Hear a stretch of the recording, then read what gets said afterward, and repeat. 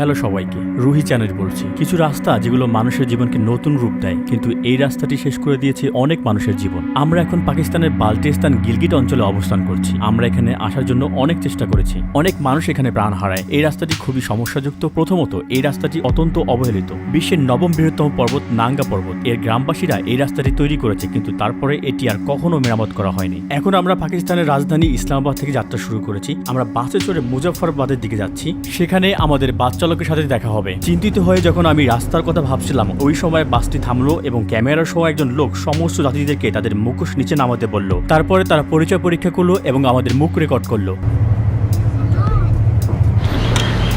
আমরা বিপদসীমার 0 পয়েন্টে পৌঁছেছি। এই আমরা যাচ্ছি এমন একটি যাত্রায় যা মোটামুটি 12 থেকে 15 ঘন্টার মতো সময় নেবে। এই সময় শুধুমাত্র এখান থেকে গিলগিটে আমরা স্টার্টিং পয়েন্টে যাব। গিলগিট পৌঁছানোর পরে বিশ্বের সবচেয়ে বিপজ্জনক রাস্তা ধরে আমরা ফেরারি মেরুতে পৌঁছানোর পরিকল্পনা করছি। এখান যেতে মোট সময় লাগবে 24 ঘন্টার মতো। এই মুহূর্তে আমরা কারাকোরাম হাইওয়েতে আছি। 1960 থেকে 1970 দশকে এটি পাকিস্তান এবং চীনের সহযোগিতায় একটি বাণিজ্যিক পথ হিসেবে নির্মিত হয়েছিল। এটি পাকিস্তানের ইসলামাবাদ শহর এবং চীনের কাশগড় শহরকে সংযুক্ত করেছে। এটি খুবই বিপজ্জনক। এই সড়ক নির্মাণের সময় 1000-এরও বেশি শ্রমিক প্রাণ হারিয়েছিলেন। বৃষ্টি এটিকে আরো পিচ্ছিল করে তোলে, যার ফলে এটি প্রতিনিয়ত ভূমিধস হচ্ছে।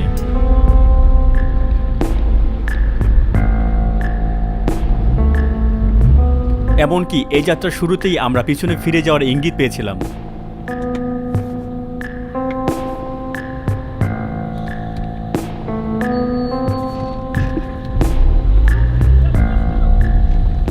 যে কোনো সময় আমাদের উপর পাথর পড়ার আশঙ্কা নিয়ে আমরা এগিয়ে যাচ্ছি। তখন রাস্তার ওই সরু অংশ দিয়ে ওই পাশে যানবাহন আমাদের পাশ কাটে যাওয়ার জন্য অপেক্ষা করছে।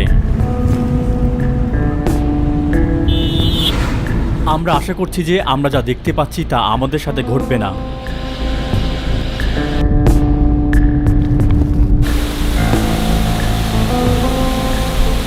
একটি পাথর আমাদের গাড়ির উপরে পড়ল।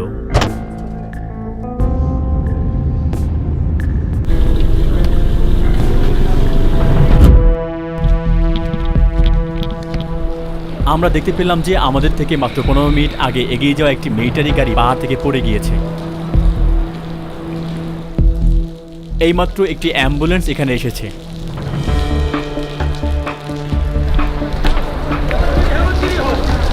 এই দুর্ঘটনায় হতাহতের ঘটনা ঘটেছে। পাহাড়ের খাত এখানে এতটাই কাছে।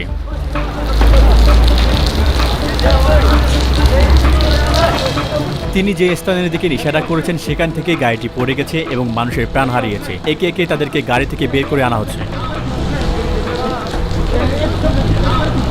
এখান থেকে যে কোনো সময় পাথর গড়িয়ে পড়তে পারে। উপরিভাগ থেকে অনেক পাথর নিচে গড়িয়ে পড়েছে। আপনি যে পয়েন্টগুলো দেখতে পাবেন সেখানে পাথরগুলো ইস্পাতের বাঁধের উপর পড়েছিল এবং সেগুলোকে টুকরো টুকরো করে ফেলেছে। আমরা এখানে থাকার কারণে ঝুঁকির মধ্যে আছি। যে কোনো সময় একটি পাথর আমাদের উপর পড়তে পারে। আমাদের গাড়ির চাকায় একটি ফুটো পাওয়া গেছে।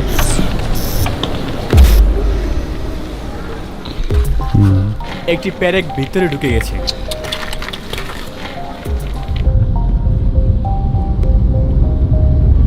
আমরা একটি বিশাল শিলা দেখতে পেলাম যা কয়েক মিনিট আগেই পড়েছিল। এটি অপসারণের অপেক্ষায় রয়েছে। দেখতে পাচ্ছেন একটি পাথর পড়ে আছে। এই বোঝাই করা ট্রাকটি রাস্তাটাকে আর সরু করে দিয়েছে।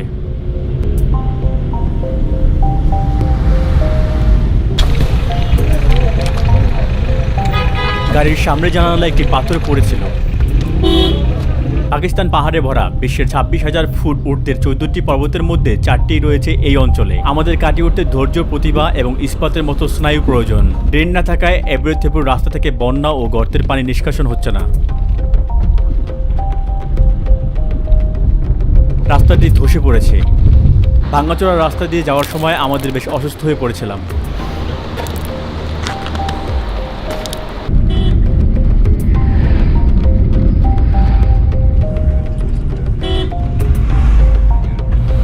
আমাদের গাড়ি একটি পাংচার হওয়া টায়ার নিয়ে সামনের দিকে এগিয়ে যাচ্ছে। যেহেতু আমরা এটি ঠিক করতে পারছি না, তাই অস্থায়ী সমাধান হিসেবে বায়ু পাম্প ব্যবহার করা হয়েছে। এটি একটি অত্যাচার।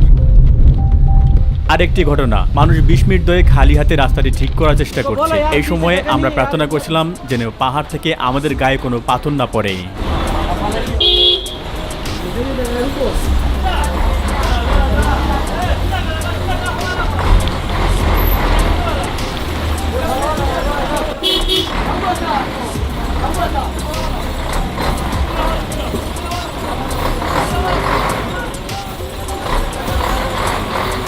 যানবাহনগুলো যখন পাশ দিয়ে যায় এগুলোর মধ্যে একটি পিছিয়ে যায়, খালি জায়গা খুঁজে বের করে এবং অন্যটিকে পথ করে দেয়।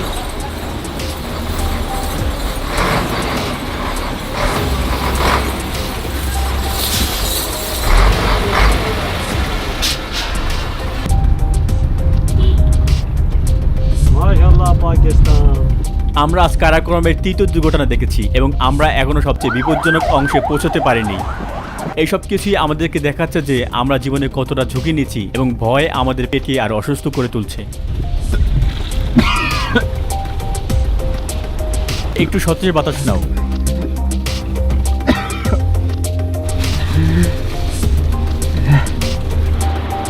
দ্রুত প্রবাহিত বাতাস এবং অধিপত্য বিস্তারকারী পাহাড় কারাকোরাম বিপদে পরিপূর্ণ।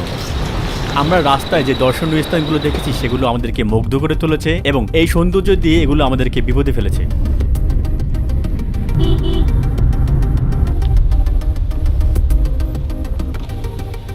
ये ब्यूटीफुल पानी।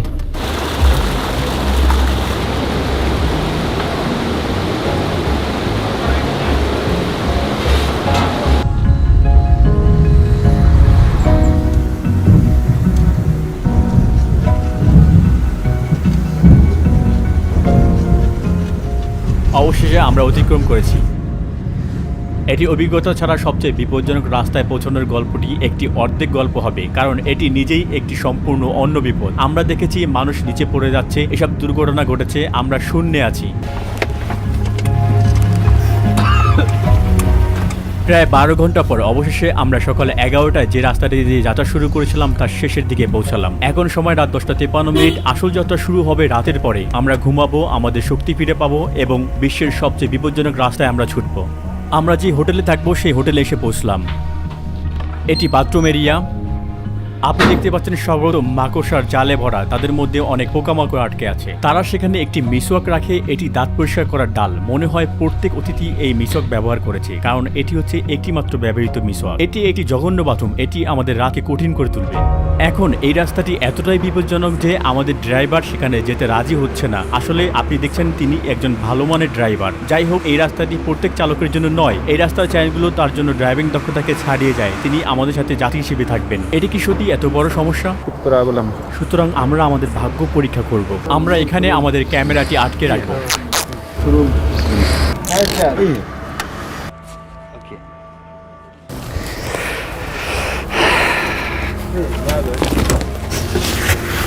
আপনার কোনো সিট বেল্ট নেই, তাই না?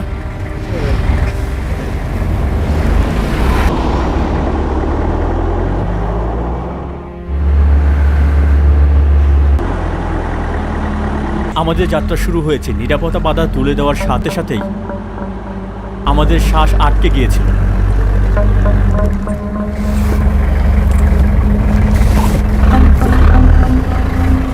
बिस्मिल्लाहिर रहमानिर रहीम। सुभान रब्बियल आला, सुभान रब्बियल आला, सुभान रब्बियल आला, अल्लाहु अकबर, अल्लाहु अकबर। सुभान रब्बियल आला, सुभान रब्बियल आला, सुभान रब्बियल आला, अल्लाहु अकबर।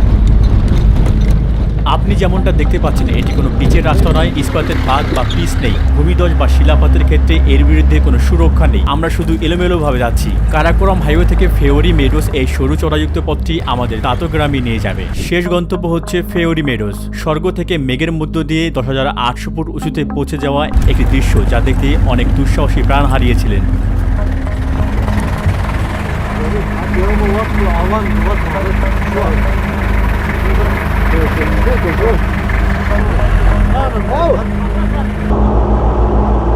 উফ, এই রাস্তাটি এতই উঁচু নিচু যে আমাদের ঘাড়ের পেশিগুলো আমাদের মাথায় স্থির রাখতে ক্লান্ত হয়ে পড়েছে। যেন আমরা রাস্তা দিয়ে নয়, ভূখণ্ড দিয়ে যাচ্ছি। তারা ঠিকমতো রাস্তাটি নির্মাণ করতেও পারেনি। আমরা এখনো শুরুর দিকেই আছি। আমরা এখনো বিপদের কাছে পৌঁছতে পারিনি। বিশ্বের 9ম বৃহত্তম পর্বত নাঙ্গা পর্বতের গ্রামবাসীরা এটি তৈরি করেছিল। এরপর থেকে এটি কখনো ঠিক করা হয়নি। আমাদের চালকের উচিত এই রাস্তায় গাড়ি চালানোর সময় প্রতিনিয়ত রাস্তার দিকে চোখ রাখা, যা এর আগে অনেক লোকে এই গর্তে চাপা দিয়েছিল। এই 3 ঘন্টা 16.2 কিলোমিটার দীর্ঘ নুড়ি পথই এমন একটি রাস্তা যা কখনো কখনো দুর্ঘটনা পয়েন্টগুলোতে পড়ে যাওয়া এবং মরে যাওয়া মানুষগুলোর স্মৃতিচিহ্ন এখানে দেখা যায়।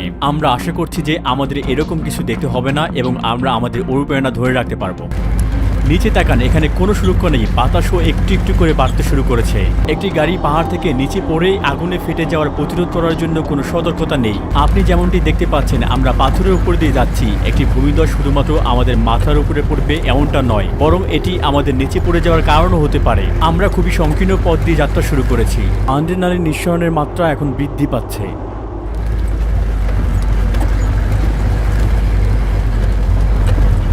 বিশ্বের সবচেয়ে বিপজ্জনক রাস্তা, আমাদের নিচে খাড়া খাত, গাড়ি পড়ে গেলেই আমাদের নিশ্চিতভাবে প্রাণ হারাতে হবে।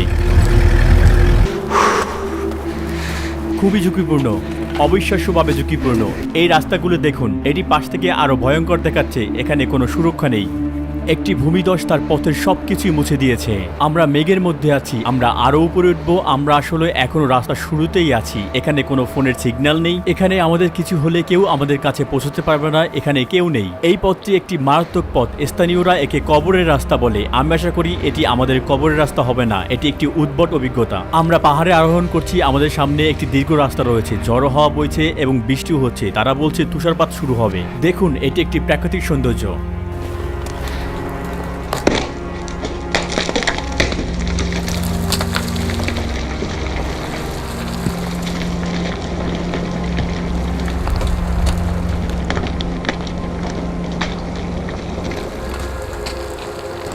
माशाल्लाह पाकिस्तान।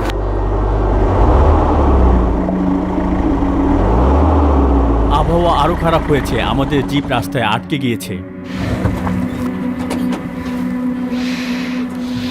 हाँ ऐसा करो, इस तरफ का जोरत नहीं है, इस मेरी तरफ में जोरत है, उसको थोड़ा ऊपर से थोड़ा पत्थर से।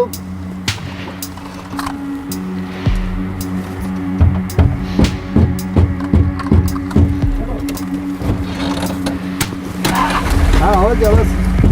একটু মেরামত করার পর আমরা আমাদের যাত্রা চালিয়ে যাই।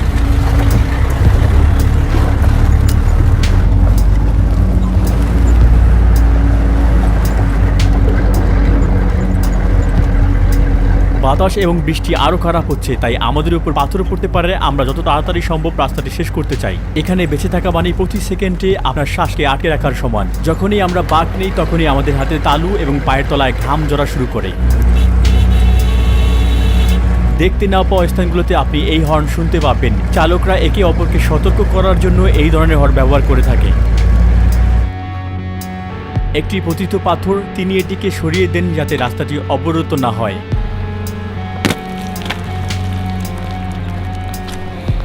এটি মোটেও নিরাপদ মনে হচ্ছে না। আমরা কি অনুভব করছি তা বোঝানোর জন্য কথাগুলো যথেষ্ট নয়। এমনকি এই ফুটেজগুলো পরিস্থিতিকে যথাযথভাবে প্রকাশ করতে পারছে না। আমরা সরু বাঁক পেরিয়ে যাওয়ার সময় গাড়ি টায়ারের ঠিক কাছাকাছি শুরু হওয়া খাত না দেখার জন্য আমাদের চোখ বন্ধ করে রাখি। যদি কোনো ভুল হয়ে যায়, যেমন 5 সেন্ট গ্যাসকেট পড়ে যাওয়া, তাহলেই সব কিছু শেষ হয়ে যাবে।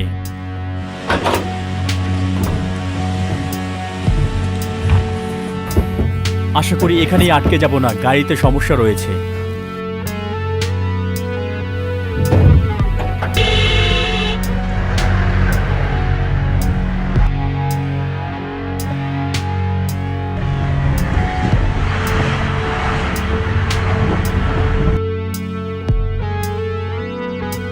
ওহ, ড্রোনটি অটো পাইলট মোডে চলে গিয়েছিল এবং একটি পাথরে আঘাত করেছে। ভয়ঙ্কর দেখাচ্ছে। এই শিলাগুলোর মধ্যে দিয়ে যাওয়ার সময় এটির সংকেত বিচ্ছিন্ন হয়ে গিয়েছিল। যখন এটি সংযোগ হারিয়ে ফেলে, এটি তখন জায়গা মতো ফিরে আসার জন্য মোড শোজ করে, কিন্তু ওই উচ্চতায় এটি নিজেকে সামঞ্জস্য করতে পারেনি। ফিরে আসার সময় এটি পাহাড়গুলোর একটিতে আঘাত করেছিল। আমি রুদ্ধশ্বাস অবস্থায় ছিলাম, কিন্তু অন্তত আমরা এর ভিতরে রেকর্ডটি সংরক্ষণ করতে সক্ষম হই। আপাতত আমাদের কিছু হয়নি, বেঁচে আছি, এটাই অনেক। পুরো রাস্তায় আমরা গাড়ির দ্বারা সমস্যায় পড়েছি। প্রতিটি উঁচু নিচু রাস্তায় আমরা আঘাত পেয়েছি। সময়ে সময়ে রাস্তা এত শুরু হয়ে যায় যে আমরা আমাদের গাড়িটি যেতে পারবে কিনা তা পরীক্ষা করার জন্য জিপ থেকে নেমে যাই। দেখুন, উপর থেকে কিছু একটা পড়তে পারে। আমরা যত তাড়াতাড়ি সম্ভব এই যাত্রাটি শেষ করতে চাই। আমরা আর পিছনেও ফিরতে পারবো না, কারণ উল্টো বাঁক নেওয়ার জন্য যানবাহনের যথেষ্ট পরিমাণ জায়গা নেই। দেখুন প্রাকৃতিক সৌন্দর্য, গাছটি দেখুন, আড়াআড়িভাবে এটি বেড়ে উঠেছে। পাথরটি খুবই পিচ্ছিল, খুবই ভিজে গিয়েছে।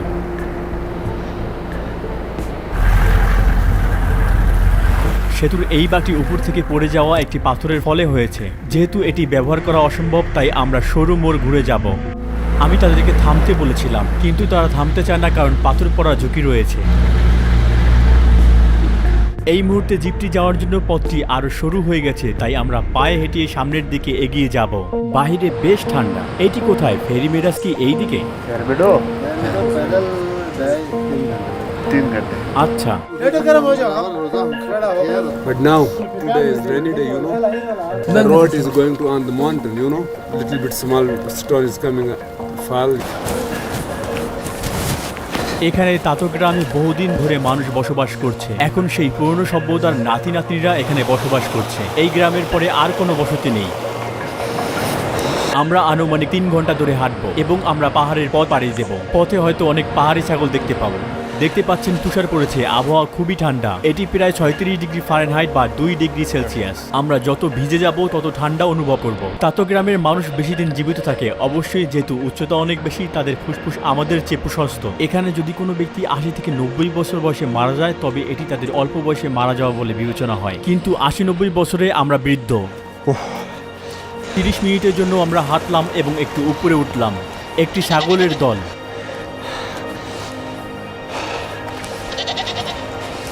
তারা খুবই শক্তিশালী প্রাণী।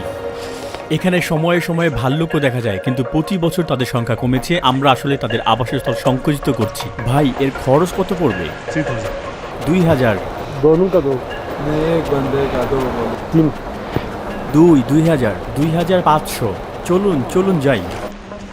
আমরা ঘোড়ার উপর চড়ে বসেছি। এখন আমরা ঘোড়ার পিঠে চড়ে ফেরি মেরুজের দিকে যাচ্ছি। এই ঘোড়ার জন্য আমরা তাদেরকে 5000 রুপি দিয়েছিলাম, প্রায় $67 সমান। ফিরে যাওয়ার পথেও আমরা এটি ব্যবহার করব। যদি ঘোড়াগুলো অস্বস্তি বোধ করে বা এগুলোকে বিভ্রান্ত করা হয়, তাহলে এটি পড়ে যাওয়ার কারণও হতে পারে। এটি একটু দ্রুত যাচ্ছিল, দেখুন। এই ক্ষেত্রে সেটি নিজে থেকে এই পথে যেতে থাকে। যদি লোকটি এটি ধরে না থাকে, তবেও সেটি এখান থেকে যেতে পারে। যদি ঘোড়ার একটি পা গর্তে যায় বা এটি ভুল পদক্ষেপ নেয়, তাহলে সম্পূর্ণভাবে আমরা নিচে পড়ে যেতে পারি। এখানে দেখুন, সামান্য একটু ভুল মানেই মৃত্যু। আমরা এলোমেলোভাবে যাচ্ছি। এটা অত্যন্ত গুরুত্বপূর্ণ যে আমরা ঘোড়াগুলোকে শান্ত এবং নিয়ন্ত্রণে রাখব।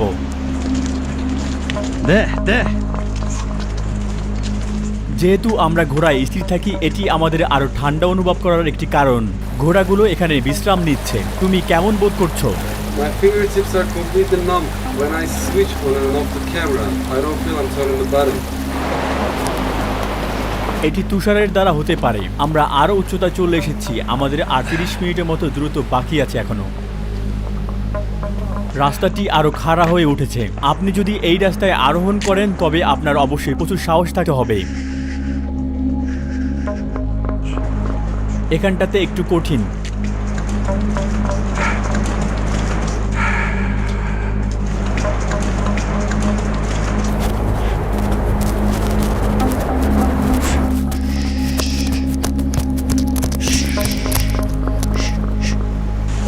আমি আশা করি এটি কোনো ভুল পদক্ষেপ নেবে না। এই রাস্তাগুলো আমরা দৃশ্যের জন্য নিয়েছিলাম। আমাদের প্রায় 24 ঘন্টার মতো সময় নিয়েছিল। এটি কিছু দুঃসাহসিকদের জীবন কেড়ে নিয়েছিল।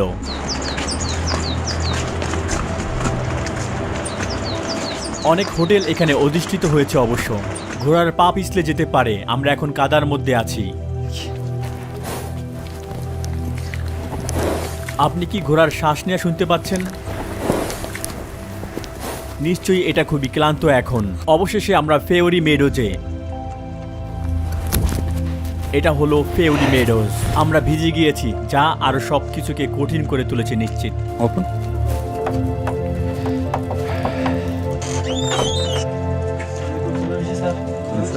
English?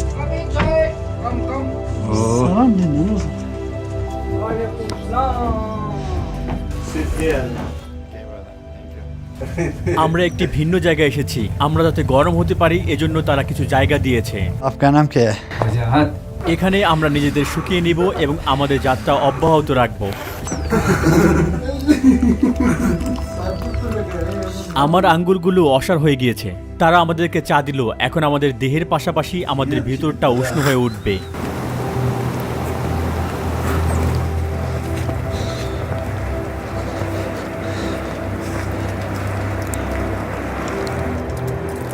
কুয়াশা থাকায় আমরা দৃশ্যটি স্পষ্টভাবে দেখতে পাচ্ছি না, তবুও এখানে অনুভূতিটা সত্যি ভীষণ।